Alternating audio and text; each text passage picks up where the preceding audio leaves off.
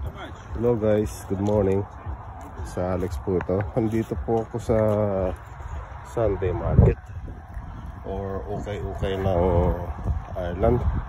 Nakita ko po sa inyo kung ano ang mga binibenta rito. At ito rin po ang ating mga hunting ground ng mga vintage and antiques.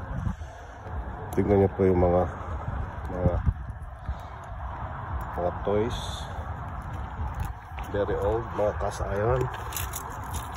Ayan po siya, binibenta po ng €1 each, so 60 something pesos. Ayan po ang mga lumang books, mga anting knobs, lumang phone, lumang resibo, mga lighters.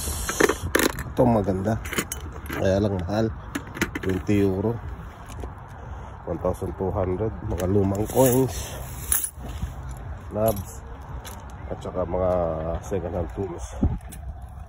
Ayan po ang mga nandito. Thank you for watching po.